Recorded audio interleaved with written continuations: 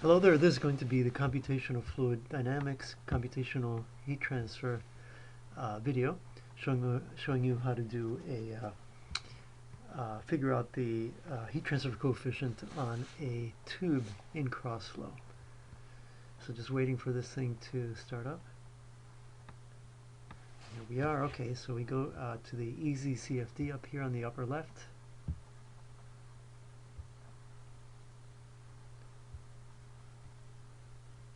Double click maybe.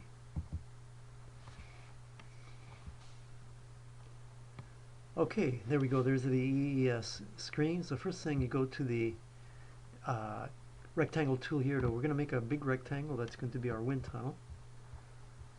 There it is. I just clicked on that and, oops, try it again. Oh.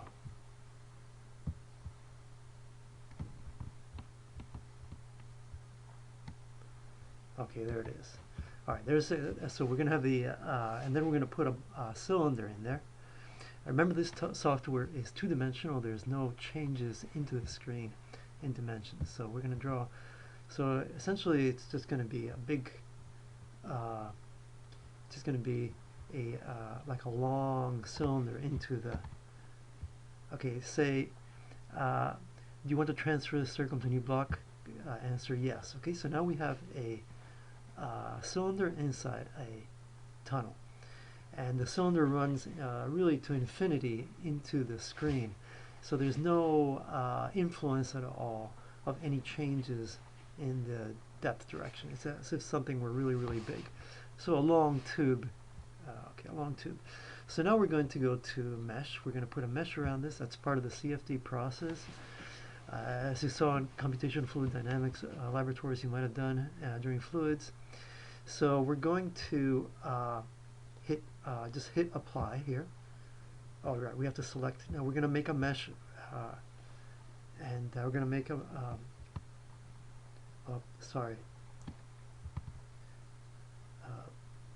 Okay, so hit. Actually, you don't have to do what I just did before. Hang on, let me undo that. Okay, so pretend I didn't do what I just did before. We're just going to hit compute, and it's going to make a mesh around it. Okay, there it is. So that mesh is probably going to be too coarse. So remember, one thing about CFD is that you need to make the mesh as fine as possible, generally, for good accuracy. This is kind of a coarse mesh. So what I'm going to do is I'm going to, let's see, get rid of that icon first. And the only way I know to do that is to go back to geometry and then back to mesh. Okay, so now we got rid of that. Okay, so now I'm going to highlight the cylinder, right? Highlight the cylinder. And I'm going to I'm going to alter the size of those little elements. So here we're just target number of nodes. So it's saying 6. So let's double it.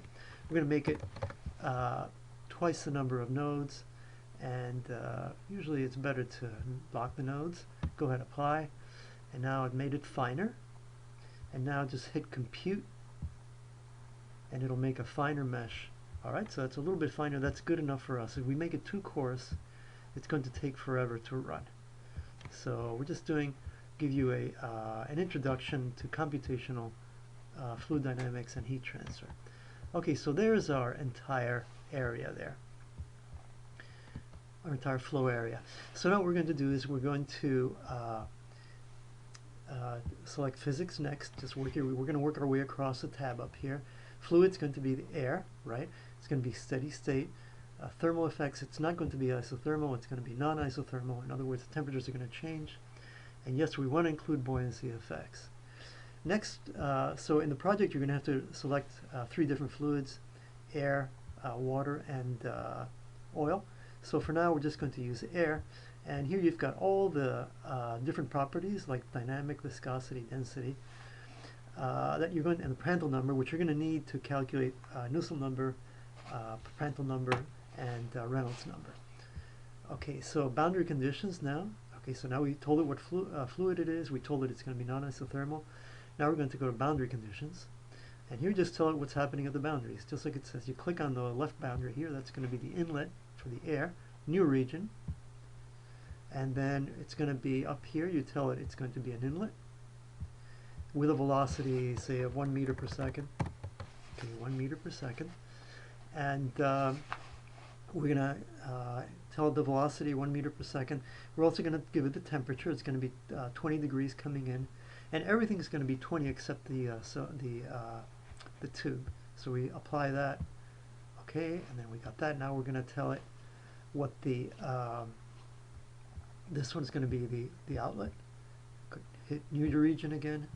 Then we're going to make that an outlet, and you can select the type. Then it's going to be a conservative outlet, which means that whatever goes in goes out. Okay, so we just apply. That was easy, and so much for that. Apply. Okay, great. So now you got the arrows on there. So now we just have to tell it what these walls are. These are just going to be regular walls, and I'm going to click on one, hold down Shift, and so we'll do two at one time, and click on the bottom one. New region again, and that's going to be a wall. We're going to impose also a temperature of 20 degrees on the wall. Great. So now we're going to just, this is the last one. We're going to tell it, this one's going to be at 100 degrees C, new region, and let's change the name just so we can find it later. That's going to be the tube. Okay, so it's a tube that goes into the screen. It's going to be a wall. It's got zero velocity. We're going to impose temperature of 100 degrees on it. And we're going to apply here. And there we go. Now we've told it gave it all the boundary conditions. Now I moved over on the right here to, calculation parameters. And remember we talked about the residuals in the last section. Well, here it is. The maximum residual it's going to accept is 5 times 10 to the minus 6th. So that's the criterion for convergence, is when actually they use the sum of all the residuals. When they get to be below 5 times 10 to the minus 6th, then the calculation stops. Great. So next, we don't have to worry about initialization. Now we go to solver. And why not? Let's also compute the forces on it. And you hit solve. And when I hit solve, you're going to see this is the loop number here. And these are going to be the residuals on the y-axis. And you're going to see they're going to be dropping. And when they get down below 5 times 10 to the minus 5th, you're going to see that the program stops. So we're going to hit solve now. And it's going pretty quickly because the mesh is very, very coarse. So it's running very, very fast. Okay, the problem is solved. So now that's we did all the processing. Now actually the first step was the pre-processing. We did the processing. Now we're going to do post-processing. This is up here. And all that means is you're just going to look at your results. So first we're going to look at, let's look at temperatures. So here's temperature, right? And we want to see, it's going to show contours. We want them to be shaded. We want to see a scale that tells us the temperature. We're going to see lines in between each temperature. So we apply, and there it is. Let's zoom in again. And you can see, okay, you can see that. Okay, first of all, right next to the ball is at, it doesn't even show 100. Let's see. Okay, well, I guess it's just showing the fluid. The fluid in the boundary layer here is, actually if you, these are all different temperatures. So right here you can see the temperature is about 23 degrees. Here, in this yellow part, it's up to close to 30 degrees, right? So you can see that there's like a dead zone over here, right? And if you look at the velocity, you can see that the, let's see, look at the velocity, the total velocity. You can see it's going to be, it's very slow here, right? So here, this is, here it's almost zero. Look, these are meters per second. And here it's close to zero also, and it's fastest at the top. We know that from fluids that anytime fluid goes over an object or around an object, it has to speed up around the obstruction. In fact, it speeds up to almost twice what the incoming velocity is. Here it's about 1.6 meters per second, and coming in it was about 1 meter per second. So a flow always does that. All right, so now we go to the analysis tab, right? And we click on the tube here. See, tube, and we're going to ask, and we're gonna ask for let's see, the wall heat flux. Okay, wall heat flux. So it tells you then that the average value of the heat flux from this wall right here, because we had clicked on the tube, right, is 327 watts per square meter. The maximum value was 404, and that's right at the nose there, where the velocity just impinges completely on the front. Got the highest heat transfer coefficient, and in the rear of the ball, or the tube, it's going to be 265.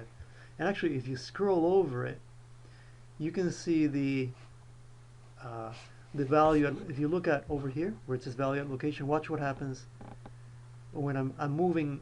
I'm scrolling. I'm moving that little icon too.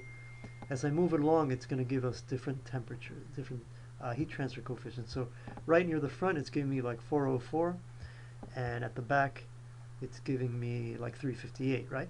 But here, over here, you get the average value, which is the one we're going to use. And once you have those average values, that's the Q dot. So that's a watts per meter squared.